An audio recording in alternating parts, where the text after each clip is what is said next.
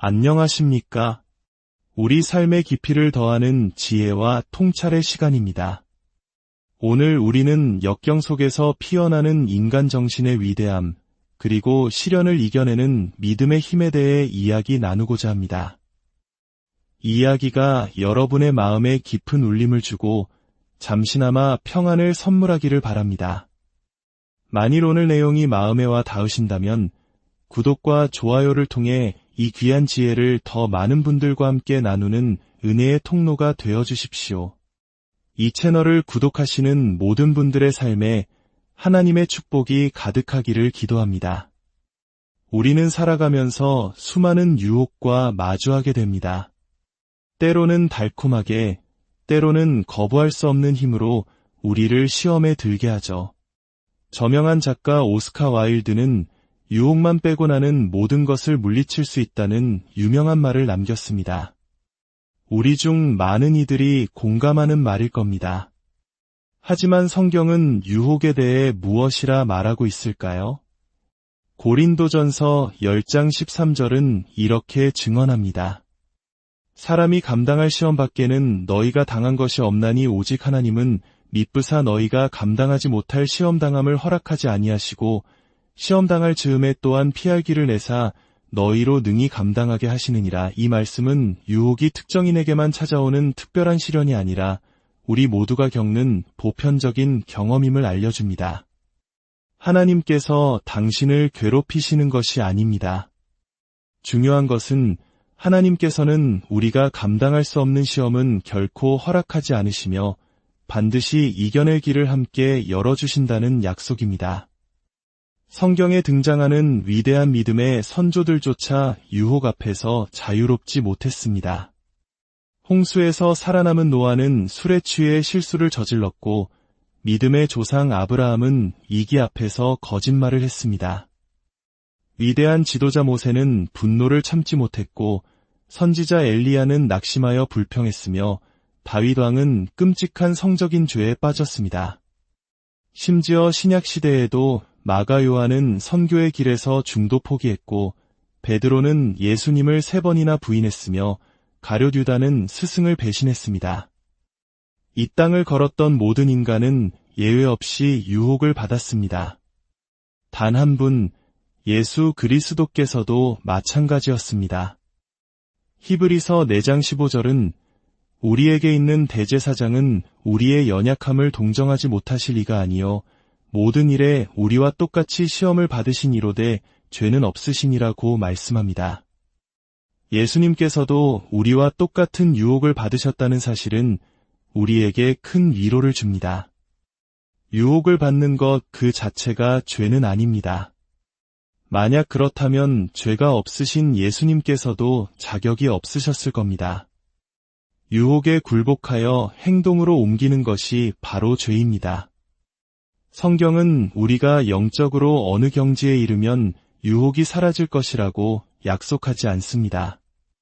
오히려 우리는 삶의 마지막 순간까지 이 싸움을 계속해야 할지 모릅니다.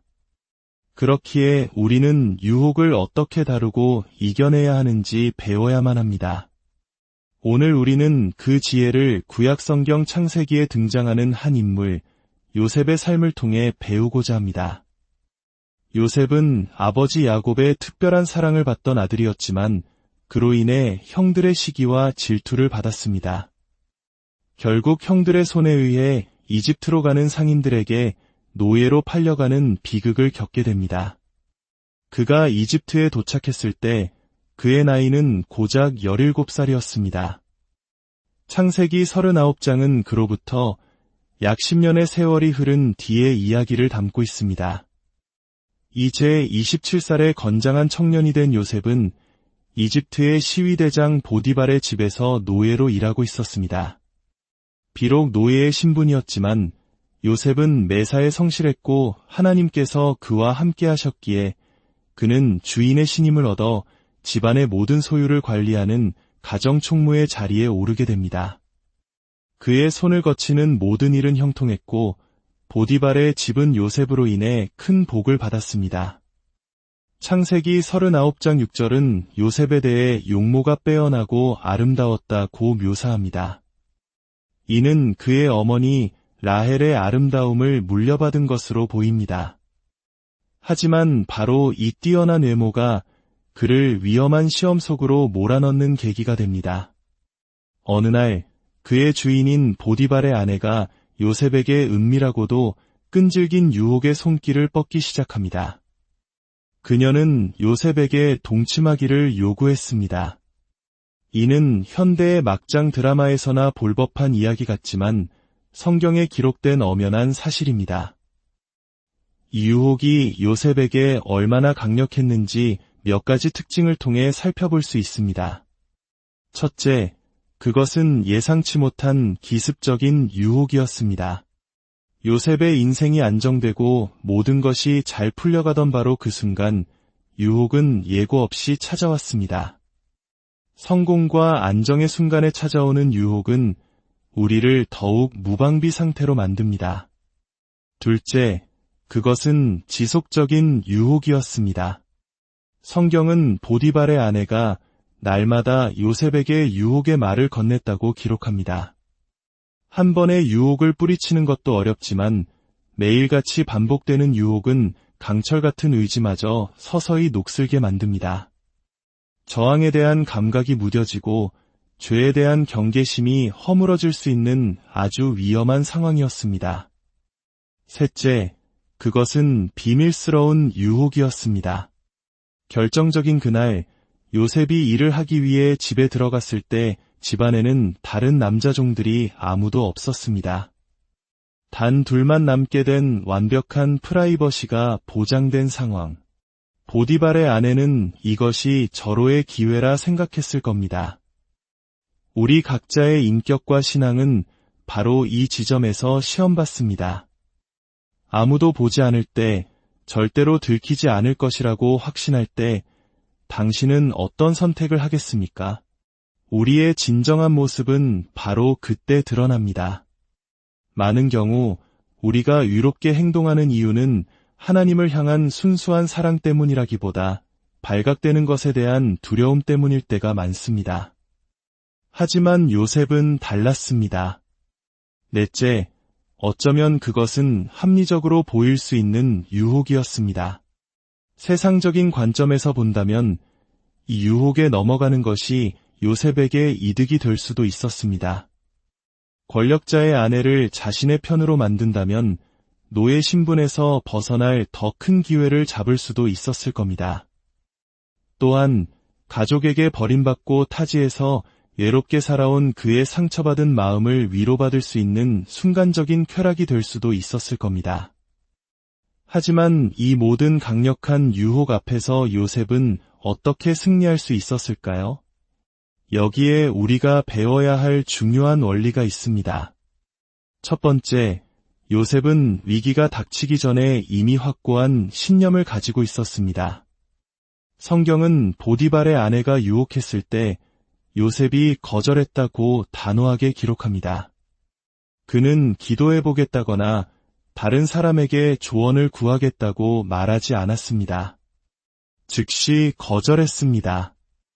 이는 그가 이런 상황이 닥치기 오래전부터 무엇이 옳고 그른지에 대해 그리고 그런 상황에서 어떻게 행동해야 할지에 대해 이미 마음속으로 결정을 내렸다는 것을 의미합니다. 위기의 순간에 올바른 결정을 내리는 힘은 평온한 시기에 쌓아 올린 신념에서 나옵니다. 두 번째, 요셉은 사랑에 충성이 포함된다는 것을 알았습니다. 그는 보디발의 아내에게 이렇게 말합니다.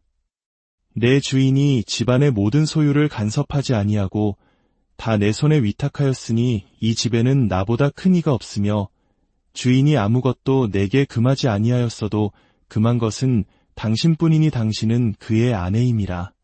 내가 어찌 이 큰 악을 행하여 하나님께 죄를 지으리이까. 요셉은 자신을 믿어준 주인 보디발에 대한 의리를 저버릴 수 없었습니다.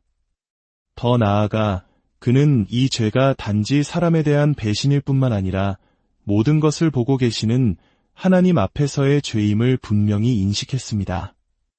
우리 마음속에 하나님을 향한 사랑과 경외심이 살아있을 때 우리는 그 마음을 아프게 하는 어떠한 행동도 멀리하게 됩니다. 세 번째, 그는 죄의 심각성에 대해 여전히 충격을 받을 줄 아는 순수함을 지녔습니다.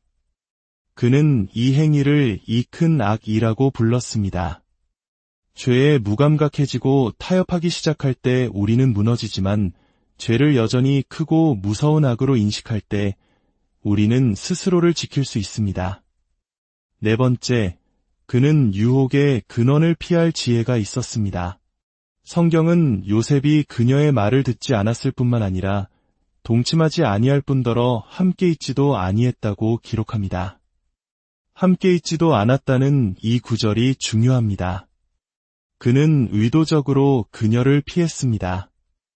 유혹과 맞서 싸우려 하기보다 아예 유혹이 있는 자리를 피하는 것이 가장 현명한 방법임을 알았던 것입니다. 잠언은 악인의 길에 들어서지 말고 그 길을 피하고 지나가라고 권고합니다. 마지막으로 그는 패배하느니 후퇴하는 것이 낫다는 것을 알았습니다. 마침내 보디발의 아내가 아무도 없는 틈을 타 그의 옷을 붙잡고 나와 동침하자고 강요했을 때 요셉은 자신의 옷을 그녀의 손에 버려두고 밖으로 도망쳤습니다. 그는 자신의 명예나 평판보다 자신의 인격과 하나님 앞에서의 정결함을 지키는 것이 더 중요함을 알았습니다. 결국 그는 그 옷 때문에 억울한 누명을 쓰고 감옥에 갇히게 됩니다. 하지만 기억하십시오. 겉옷을 잃는 것이 인격을 잃는 것보다 훨씬 낫습니다. 성경은 우리에게 성적인 유혹에 대해서는 맞서 싸우라고 하지 않고 피하라고 명령합니다. 이처럼 요셉은 자신의 의지력만으로 버틴 것이 아닙니다. 그의 내면에는 하나님을 향한 확고한 믿음과 사랑, 그리고 죄에 대한 명확한 인식이 있었습니다. 그것이 바로 거센 유혹의 압력을 이겨낸 내적인 힘이었습니다. 우리 역시 마찬가지입니다. 우리의 힘만으로는 세상을 이길 수 없습니다. 안 돼, 안 돼, 안 돼 라고 3번 외쳐도 4번째에는 넘어지게 될 것입니다. 중요한 것은 우리 내면을 강하게 만드는 것입니다. 매일 말씀을 읽고 기도하며 성령님의 도우심을 구하십시오. 예수 그리스도와의 관계를 소중히 여기고 그 사랑 안에 거하십시오. 우리 안에 계신 하나님의 힘이 세상의 압력보다 더 클 때 우리는 요셉처럼 어떤 유혹 속에서도 승리할 수 있습니다. 이제 우리는 또 다른 위대한 믿음의 인물 다니엘의 이야기로 넘어가 보겠습니다. 요셉이 개인적이고 내밀한 유혹과 싸웠다면 다니엘은 국가적인 압박과 공개적인 박해에 맞서야 했습니다. 다니엘은 바벨론의 포로로 끌려온 유대인이었지만 그의 뛰어난 지혜와 성실함으로 여러 왕을 거치며 높은 관직에 올랐습니다. 다리오 왕의 시대에 이르러 그의 나이는 80세가 넘었습니다. 그럼에도 불구하고 왕은 다니엘의 탁월함을 인정하여 그를 전국을 다스리는 3명의 총리 중 1명으로 나아가 모든 총리 위에 두려고 계획했습니다. 이것이 바로 신실한 자에게 주어지는 하나님의 축복입니다. 정직하고 성실하게 자신의 자리에서 최선을 다하는 사람은 결국 인정받고 높아지게 됩니다. 하지만 의로운 사람이 높아질 때 반드시 시기와 질투가 따르기 마련입니다. 다른 총리들과 고관들은 다니엘을 무너뜨릴 흠을 찾기 위해 혈안이 되었습니다. 그들은 그의 모든 공적인 업무를 샅샅이 뒤졌지만 어떠한 비리나 실수도 찾아낼 수 없었습니다. 그는 너무나 충성스러웠기 때문입니다. 결국 그들이 내린 결론은 이것이었습니다. 우리가 이 다니엘을 고발할 근거를 찾지 못하였으므로 그의 하나님의 율법에서 근거를 찾지 못하면 그를 고발할 수 없으리라. 이것이야말로 한 신앙인이 들을 수 있는 최고의 찬사 아닐까요? 그의 유일한 약점이 바로 하나님을 향한 그의 신실함이라는 것입니다. 그들은 교활한 계략을 꾸밉니다. 왕에게 찾아가 이렇게 제안합니다. 왕이시여, 앞으로 30일 동안 왕 외에 어떤 신이나 사람에게 무엇을 구하면 사자굴에 던져 넣는다는 법령을 세우소서. 이 제안은 왕의 허영심을 자극했고 왕은 그 법령에 어인을 찍고맙니다. 메대와 바사 제국의 법은 한번 공포되면 왕이라도 결코 바꿀 수 없는 절대적인 것이었습니다. 왕의 권위가 흔들리지 않게 하기 위한 장치였죠. 자, 이제 다니엘은 절체절명의 위기에 놓였습니다. 왕의 명령이냐, 하나님의 명령이냐, 생존이냐, 신앙이냐, 그는 선택해야만 했습니다. 다니엘은 이 조서에 왕의 도장이 찍힌 것을 알고도, 즉 모든 사실을 인지하고도 평소에 하던 그대로 행동했습니다. 그는 집에 돌아가서 입방에 올라가 예루살렘으로 향한 창문을 열고 전에 하던 대로 하루 3번씩 무릎을 꿇고 그의 하나님께 기도하며 감사했습니다. 그는 일부러 과시하거나 저항의 목소리를 높이지 않았습니다. 그저 늘 하던 대로 자신의 신앙을 지켰을 뿐입니다. 이것이 바로 굳건한 사람들의 특징입니다. 그들은 상황에 따라 흔들리지 않고 자신의 원칙과 신념을 꾸준히 지켜나갑니다. 그는 물러서지도 타협하지도 맞서 싸우지도 않았습니다. 그저 굳건히 자신의 자리에 섰을 뿐입니다. 결국 그는 고발당했고 법에 따라 사자굴에 던져졌습니다. 자신을 아끼던 다니엘을 구하지 못한 다리오 왕은 밤새 괴로워하며 잠 못 이루었습니다. 그리고 다음날 새벽, 왕은 급히 사자굴로 달려가 슬피 소리쳐 물었습니다. 살아계시는 하나님의 종 다니엘아, 내가 항상 섬기는 내 하나님이 사자들에게서 능히 너를 구원하셨느냐? 그러자 굴 속에서 다니엘의 목소리가 들려왔습니다. 왕이여, 원하건대 왕은 만수무강하옵소서. 나의 하나님이 이미 그의 천사를 보내어 사자들의 입을 봉하셨으므로 사자들이 나를 상해하지 못하였사오니 하나님께서는 당신의 신실한 종을 지키셨습니다. 하나님은 우리가 그분을 위해 굳건히 설 때 우리를 위해 개입하십니다. 이것이 바로 다니엘과 요셉의 삶이 우리에게 주는 교훈입니다. 우리가 세상의 불의와 타협하지 않고 진리와 의로움의 편에 설 때 하나님은 반드시 우리와 함께 하시고 우리를 보호하십니다. 다니엘을 구원하신 하나님의 능력은 그의 믿음에 대한 응답이었습니다. 성경은 이는 그가 자기의 하나님을 믿었음이더라고 그 이유를 분명히 밝힙니다. 사랑하는 여러분, 우리의 삶에는 보디발의 아내와 같은 내밀한 유혹도 있고 사자굴과 같은 공적인 위협도 있습니다. 하나님은 우리가 그러한 문제들로부터 도망치게 하시는 것이 아니라 그 문제들 한가운데서 당신의 능력을 보여주기를 원하십니다. 세속적인 문화 속에서 다니엘처럼 굳건히 서서 세상의 빛과 소금이 되기를 원하십니다. 오직 하나의 진리가 우리를 구원하며 오직 하나의 복음이 우리에게 영원한 생명을 줍니다. 그것은 바로 예수 그리스도를 통한 구원의 길입니다. 예수님께서는 친히 말씀하셨습니다. 내가 곧 길이요 진리요 생명이니 나로 말미암지 않고는 아버지께로 올 자가 없느니라. 이 길은 여러 길 중 하나가 아닙니다. 유일한 길입니다. 이 진리 앞에서 부끄러워하지 말고 담대하게 믿음을 선포하며 살아갑시다. 여러분의 삶 속에서 크고 작은 어려움을 만날 때 오늘 들으신 요셉과 다니엘의 이야기를 기억하십시오. 내면의 인격을 갈고 닦아 유혹을 이겨내고 굳건한 믿음으로 세상의 압박에 맞서십시오. 그리할 때 살아계신 하나님께서 여러분의 삶에 개입하시고 사자들의 입을 막으시며 모든 역경을 이겨낼 힘을 주실 것입니다. 오늘 이 자리에 함께하신 모든 분들의 삶 위에 요셉과 함께 하셨던 형통의 복과 다니엘을 지키셨던 보호의 은혜가 충만히 임하시기를 주님의 이름으로 간절히 축원합니다.